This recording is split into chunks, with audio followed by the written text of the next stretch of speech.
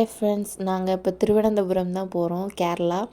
என்னோடய அம்மாவுக்கு வந்து டிஸ்க்கு பல்ஜாக இருந்துச்சு. அந்த ப்ராப்ளம் இருந்தனால நாங்கள் வந்து கேரளா போயிருந்தோம்.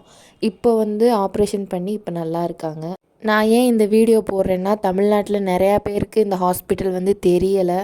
உங்களுக்கும் இந்த வீடியோ வந்து பயனுள்ளதாக இருக்கும் அப்படிங்கிறதுக்காக தான் நான் இந்த ஒரு வீடியோ போடுறேன். திருவனந்தபுரத்தில் அந்த ஹாஸ்பிட்டலோட பேர் ஸ்ரீ சித்ரா திருநாள். அது வந்து நம்ம தமிழில் வந்து ஸ்ரீ சித்திரை திருநாள் ஆஸ்பத்திரி.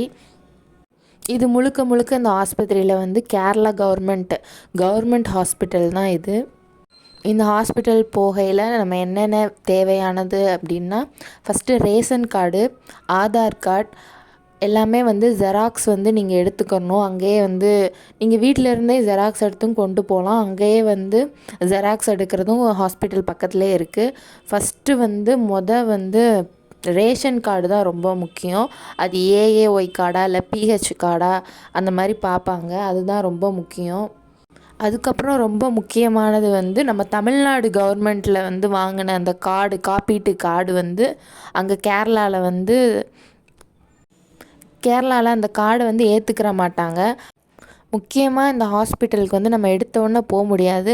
இங்கே தமிழ்நாட்டில் ஏதாவது ஒரு டாக்டர் வந்து ரெஃபரன்ஸ் லெட்டர் கொடுத்தா, ஆதார் கார்டு ரேஷன் கார்டு எப்படி முக்கியமோ அதே மாதிரி டாக்டரோட ரெஃபரன்ஸ் லெட்டரும் ரொம்ப முக்கியம். இது எல்லாமே நீங்கள் வந்து 2 காப்பி வந்து ஜெராக்ஸ் எடுத்து வச்சுக்கோங்க. இந்த ஹாஸ்பிட்டலில் மூளைக்கு அதுக்கப்புறம் வந்து இதயம், இது 2 மட்டும்தான் பார்ப்பாங்க. மிச்சம் காய்ச்சல் தலைவலி அந்த மாதிரி எந்த ஒரு இதுவும் பார்க்க மாட்டாங்க.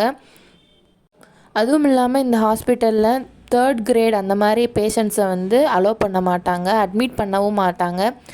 கிரேடு 1 கிரேட் 2 அந்த மாதிரி இருக்கிற ப்ராப்ளம் இருக்கிறவங்கள மட்டும்தான், ஃபஸ்ட் கிரேட் 2nd கிரேட் இருக்கிறவங்கள மட்டும்தான் ஹாஸ்பிட்டலில் அட்மிட் பண்ணுறாங்க. கிரேட் 3 இருக்கிறவங்கள வந்து அட்மிட் பண்ண மாட்டேக்காங்க, திரும்பி அனுப்பி விட்டுறாங்க, எங்களால் பார்க்க முடியாது அப்படின்னு. நீங்கள் எந்த ஒரு நோயாக இருந்தாலுமே ஸ்டார்டிங் ஸ்டேஜ்லேயே வந்து நீங்கள் வந்து அந்த ஹாஸ்பிட்டலுக்கு போயிருங்க.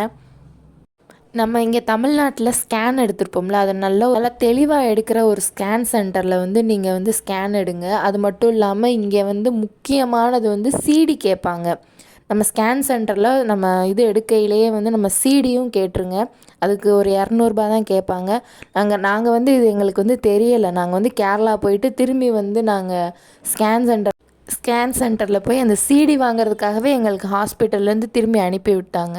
நாங்கள் வந்து மதுரையில் வந்து நாங்கள் சிடி வாங்கிட்டு திரும்பி நாங்கள் கேரளா போனோம். நீங்கள் போகையிலேயே சிடியையும் கரெக்டாக ப்ராப்பரான ஒரு பெரிய ஸ்கேன் சென்டர்லேயே எடுத்து கூடவே சிடியும் வாங்கிக்கோங்க.